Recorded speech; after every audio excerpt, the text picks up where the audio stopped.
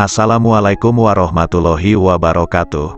Sahabatku semuanya, mari kita simak cerita penuh hikmah dari Abu Nawas. Kisah Abu Nawas, membangun istana di awan. Abu Nawas belum kembali. Kata istrinya, ia bersama seorang pendeta dan seorang ahli yoga sedang melakukan pengembaraan suci. Padahal saat ini Baginda amat membutuhkan bantuan Abu Nawas. Beberapa hari terakhir ini Baginda merencanakan membangun istana di awang-awang karena sebagian dari raja-raja negeri sahabat telah membangun bangunan-bangunan yang luar biasa.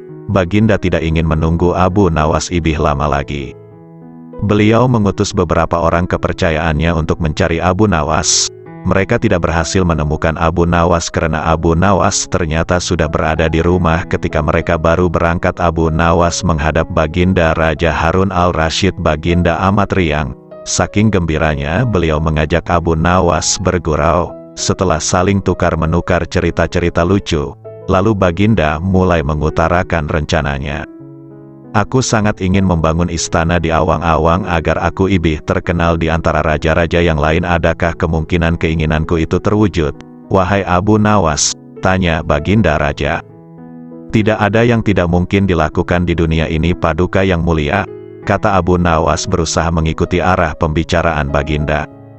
Kalau menurut pendapatmu hal itu tidak mustahil diwujudkan, maka aku serahkan sepenuhnya tugas ini kepadamu, kata Baginda puas. Abu Nawas terperanjat. Ia menyesal telah mengatakan kemungkinan mewujudkan istana di awang-awang, tetapi nasi telah menjadi bubur. Kata-kata yang telah terlanjur didengar oleh Baginda tidak mungkin ditarik kembali.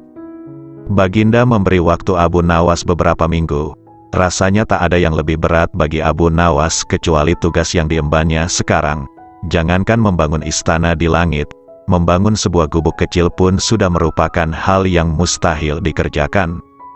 Hanya Tuhan saja yang mampu melakukannya, gumam Abu Nawas. Hari-hari berlalu seperti biasa, tak ada yang dikerjakan Abu Nawas kecuali memikirkan bagaimana membuat Baginda merasa yakin kalau yang dibangun itu benar-benar istana di langit. Seluruh ingatannya dikerahkan dan dihubung-hubungkan. Abu Nawas bahkan berusaha menjangkau masa kanak-kanaknya. Sampai ia ingat bahwa dulu ia pernah bermain layang-iyayang, dan inilah yang membuat Abu Nawas girang. Abu Nawas tidak menyia-nyiakan waktu lagi. Ia bersama beberapa kawannya merancang layang-iyayang raksasa berbentuk persegi empat. Setelah rampung, baru Abu Nawas melukis pintu-pintu serta jendela-jendela dan ornamen-ornamen lainnya. Ketika semuanya selesai, Abu Nawas dan kawan-kawan menerbangkan layang-layang raksasa itu dari suatu tempat yang dirahasiakan. Begitu layang-layang raksasa berbentuk istana itu mengapung di angkasa, penduduk negeri gempar. Baginda Raja girang bukan kepalang. Benarkah Abu Nawas berhasil membangun istana di langit?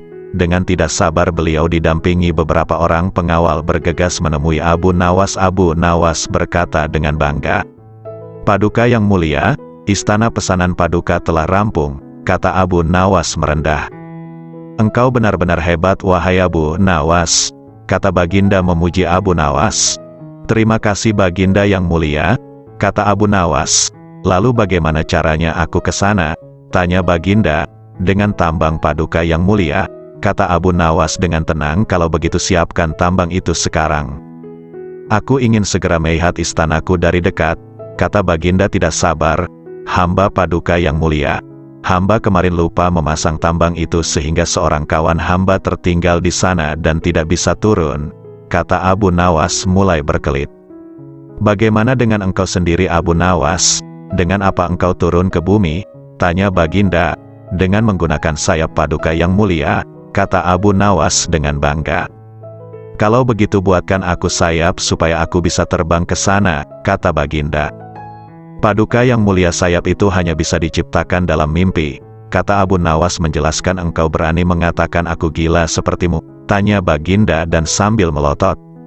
Iya, Baginda, kurang lebih seperti itu, jawab Abu Nawas tangkas.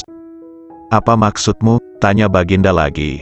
Baginda tahu bahwa membangun istana di awang-awang adalah pekerjaan yang mustahil dilaksanakan, tetapi Baginda tetap menyuruh hamba mengerjakannya.